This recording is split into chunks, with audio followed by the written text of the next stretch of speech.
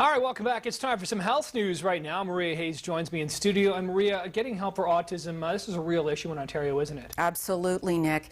Parents of children with autism already know there are few resources they can rely on. Hamilton father Paul Soretti made headlines 2 years ago when he challenged provincial funding cuts to autistic children. Now he's creating hope for families by creating a therapeutic option. Although I knew something was wrong, and we kind of thought probably autism, it was still, it hit pretty hard. It was like a kick in the head. Paul Soretti's twin daughters were 2 when they were diagnosed with autism. We're told that they need this early intervention because the earlier they get it, the better chance they have to develop to their full potential.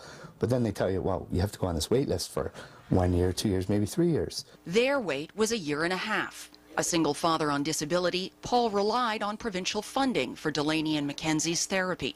The home-based treatment was conducted by the Behavior Institute.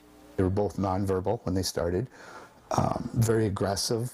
You couldn't even get them to sit in a chair. The sessions went 6 days a week, totaling 36 hours, at a cost of $60,000 per child. But the improvements were significant. Both girls began developing language. We taught them a gamut of life skills, from bathing, doing their hair, brushing their teeth, washing their hands, those kinds of things. Some basic pre-academics, how to recognize their name, how to count. Provincial behavior analysts track their progress, assessing the children every 6 months. They created this system of benchmarks, it's called, and it's criteria of whether your child can stay in the system or not. And if you do too well, out you go. If you don't do well enough, out you go. Therapy funding for Delaney was pulled by the province 1 year ago. Mackenzie's continued until recently.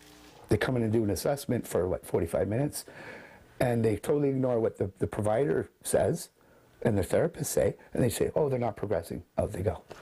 Paul appealed the decision and lost.